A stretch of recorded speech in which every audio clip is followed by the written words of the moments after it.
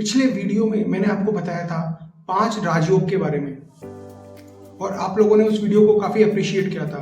कई व्यूअर्स के प्रश्न आए थे राजयोग के बारे में। मित्रों, आज की इस वीडियो में मैं आपको बताने वाला हूं कि आखिर उस राजयोग को आप पहचाने कैसे। जो राजयोग आपकी कुंडली में बन रहा है उसको आप पहचाने कैसे, उसको पहचानने का क्या तरीका है, ये बहुत ही इंपॉर्टेंट बात है। तो आज मैं आपको बताने वाला हूं राजयोग को पहचानने के 5 सीक्रेट रूल्स, सीक्रेट नियम जो नॉर्मली हर एस्ट्रोलॉजर अपने किसी क्लाइंट को नहीं बताता है। उसको खुद पता होता है लेकिन अपने क्लाइंट को नहीं बताता। लेकिन आज मैं आपको वो सीक्रेट रूल्स बताने जा रहा हूं। जय श्री राम। नमस्कार मित्रों, मैं आपका दोस्त एस्ट्रोलॉजर गिरीश शर्मा मेरे चैनल में आपका हार्दिक स्वागत करता हूं। मित्रों, अगर आप डायरेक्ट इस वीडियो पे आए हैं तो आपको सबसे पहले मेरी पुरानी वाली वीडियो जरूर देखनी चाहिए जिसमें मैंने 5 राजयोग के बारे में बताया है। वे 5 राजयोग जो बनाते हैं अमीर।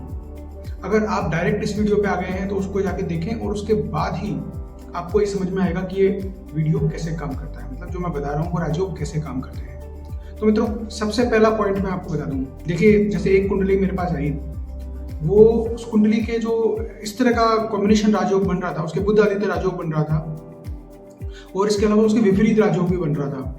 वो उन्होंने मेरे से पूछा कि अब सर ये गुरुजी आप ये बताइए कि मेरे राजयोग है लेकिन ये राजयोग कब मेरे एक्टिव होगा। आप कहते हैं राजयोग है और आप बनेंगे, एक दिन बहुत बड़े इंसान बनेंगे, बहुत सक्सेसफुल इंसान बनेंगे, तो आखिर ये राजयोग कब फलित होगा।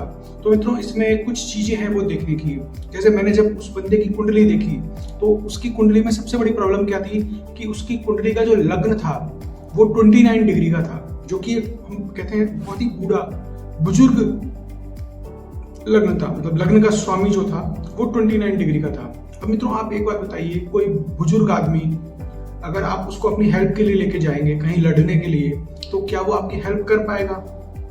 मित्रों, वो आपकी हेल्प नहीं कर पाएगा, क्योंकि वो अपनी खुद हेल्थ को संभालेगा या आपके लिए लड़ेगा। पहले वो खुद को बचाएगा और उसको खुद को बचाने में भी असमर्थ है। इसी तरह जिन लोगों के लग्न कमजोर होते हैं, बहुत ज्यादा लग्न अगर कमजोर होते हैं किसी इंसान के, तो उसकी कुंडली में राजयोग होने के बाद भी वो राजयोग काम नहीं करते हैं।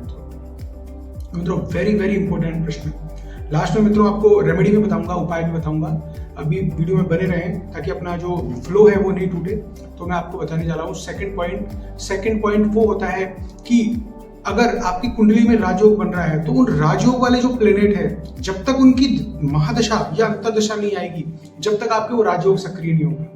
जैसे सपोज कीजिए आपका सूर्य बुध आदित्य योग बन रहा है, लेकिन आपकी दशा चल रही है अभी शनि की, तो शनि की दशा में आपके वो सूर्य बुध वाला राजयोग घटित नहीं होगा। उसको घटित करने के लिए कम से कम सूर्य या बुध किसी की दशा या अंतर्दशा आनी चाहिए। इसी तरह मित्रों, मैंने आपको बताया था गज केसरी योग। जो गज केसरी योग होता है, चंद्र और गुरुदेव जब साथ में मिलते हैं, साथ में बैठते हैं, तो उनके आपको अच्छे रिजल्ट मिलते हैं। गज केसरी योग आपके एक्टिव होता है। लेकिन वो भी कब होता है मित्रों, उसके लिए भी कंपलसरी है कि या तो चंद्रमा की या गुरु की या दोनों में से किसी ना किसी एक की महादशा तो आए, और वो दोनों प्लेनेट जिनकी महादशा या दशा आ रही है वो आपके फेवर में भी होना इंपॉर्टेंट है मित्रों। अगर आपको फेवर में नहीं होंगे तो आपको उतने अच्छे रिजल्ट नहीं दे पाएंगे। इसके अलावा आपको मित्रों कुछ और इंपॉर्टेंट टॉपिक हैं वो मैं आपको बताने जा रहा हूं। लेकिन अगर आपको अभी तक का वीडियो पसंद आया तो इसको लाइक और सब्सक्राइब करें और उन लोगों को शेयर करें जिन्होंने पिछले वाला वीडियो देखा था। अगर आपने पिछले वाला वीडियो किसी को शेयर किया है तो उन लोगों को ये वीडियो जरूर शेयर करें ताकि उनके दिमाग में पूरी तरह जो एस्ट्रोलॉजी से रिलेटेड भ्रम बना हुआ है वो दूर हो जाए मित्रों। इसके अलावा मित्रों, जो ग्रह की पावर होती है, ग्रह की जो शक्ति होती है, वो बहुत ही इंपॉर्टेंट होती है। जैसे कोई प्लेनेट है जिसका जो आपके राजयोग बना रहा है, लेकिन वो प्लेनेट ही बहुत कमजोर है। पहले तो मैंने लग्न के बारे में बताया था, अब मैं उस प्लेनेट के बारे में बता रहा हूँ कि वो प्लेनेट इतना कमजोर है या उस प्लेनेट पे किसी पाप ग्रह की दृष्टि पड़ रही है। जो ऐसा ग्रह है जो पाप ग्रह है, जो आपको बताया मंगल, शनि, राहु, केतु, ये 4 पाप ग्रह होते हैं। इनकी जो दृष्टि पड़ रही है उस प्लेनेट पे, तो आपको वो फेवरेबल रिजल्ट नहीं देगा या देर से रिजल्ट देगा।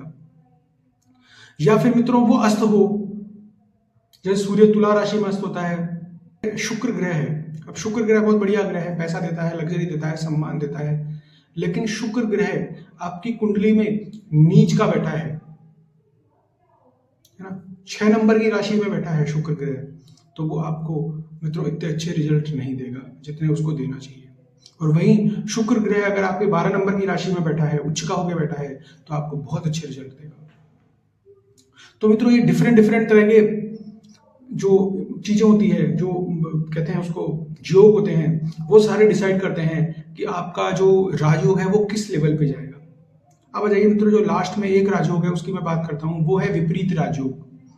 जो मैंने विपरीत राजयोग के बारे में, मित्रों विपरीत राजयोग के साथ एक बहुत बड़ी कहते हैं ना बहुत रहस्यमयी बात है विपरीत राजयोग कि काफी लोगों की कुंडली में विपरीत राजयोग पाया जाता है, लेकिन उनको ये विपरीत राजयोग का फल नहीं मिलता क्योंकि वो लोग एफर्ट्स नहीं करते, वो मेहनत नहीं करते। मैंने विपरीत राजयोग का मतलब ही आपको क्या बताया कि आपको जब सफलता मिलेगी, जब आप अथक प्रयास करोगे और इतना प्रयास करोगे कि आपके मन से उस प्रयास का ये होगा कि भाई मेरे से अब और नहीं होता, मैंने बहुत कर लिया, और तब आपको रिजल्ट मिलेगा और आपको एकदम से अचानक से आपको सक्सेस मिलेगी। तो विपरीत राजयोग बहुत ही पावरफुल होता है और बहुत ही जबरदस्त इसके रिजल्ट होते हैं। अब जाइए मित्रों, सबसे इंपॉर्टेंट बात जो इंसान के सबसे ज्यादा इफेक्ट करता है, वो 2 पॉइंट्स और मैं इसमें ऐड करना चाहता हूं मित्रों। पहला मित्रों ये कि इंसान का जो कर्म होता है वो सबसे इंपॉर्टेंट होता है। बिना कर्म करे कभी रिजल्ट नहीं मिलता है। जैसे भगवान कृष्ण ने भी कहा है कि आप कर्म करो, फल की इच्छा मत करो। फल की इच्छा आप भगवान पे छोड़ दो, आप अपने कर्म को करते जाओ। लोग राजयोग तो बना के बैठ जाते हैं, लेकिन वो घर में आराम से सो रहे हैं, एफर्ट्स करने बाहर जा ही नहीं रहे हैं, या किसी भी तरह से कोई एफर्ट्स कर ही नहीं रहे हैं, बस बैठे बैठे अपने सिर्फ ये कह रहे हैं मेरे राजयोग है। ऐसे करने से कुछ भी नहीं होगा मित्रों। राजयोग बोलने से या राजयोग लिखे होने से कुछ भी नहीं होगा। आप थोड़े एफर्ट्स करने पड़ेंगे, आपको मेहनत करनी पड़ेगी। इसके अलावा मित्रों एक पॉइंट में देना चाहूंगा जो कि बहुत ही इंपॉर्टेंट टॉपिक है मित्रों, वो है लास्ट टॉपिक है वास्तु का।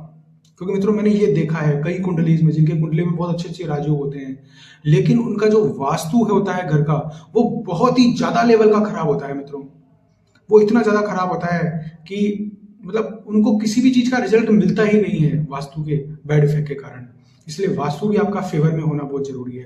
अगर आपका वास्तु फेवर में नहीं होगा तो आपको राजयोग के रिजल्ट लगभग मैं कहता हूँ मिलना इम्पॉसिबल है। और राजयोग बहुत ही ज्यादा प्रबल हो रहा है, बहुत ही ज्यादा पावरफुल हो रहा है तो उसको रिजल्ट देता है। लेकिन अगर उसका राजयोग कमजोर है तो मित्रों उसका वास्तु खराब है तो उसको रिजल्ट नहीं मिलेगा। इसलिए वास्तु को अच्छा करना बहुत जरूरी है। इसलिए मैं हर अपने व्यूअर को कहता हूँ कि वास्तु पे काम करें, अपने घर के वास्तु को अच्छा करें। जय श्री राम मित्रों, इसी के साथ मेरी वाणी को विराम देता हूं। अगर आप में से कुछ लोग जो चाहते हैं कि मुझसे अपनी कुंडली एनालिसिस करवाना चाहते हैं तो वो मेरे से व्हाट्सएप पे कांटेक्ट कर सकते हैं और अपना अपॉइंटमेंट बुक करा सकते हैं। इसके अलावा मित्रों हम लोग 2 तरह के कोर्स लेके आ रहे हैं। पहला हमारा एडवांस वास्तु कोर्स है और दूसरा जो हमारा कोर्स है वो है हमारा एस्ट्रो वास्तु कोर्स। अगर आप इंटरेस्टेड हैं तो मेरे से कॉन्टेक्ट कर सकते हैं। इसके अलावा मित्रों जो कुछ लोग ऐसे हैं जो वास्तु सीखना चाहते हैं तो हम लोग उसके लिए वेबिनार समय समय पर आयोजन करते हैं, तो उसके लिए भी आप मुझे व्हाट्सएप कर दें।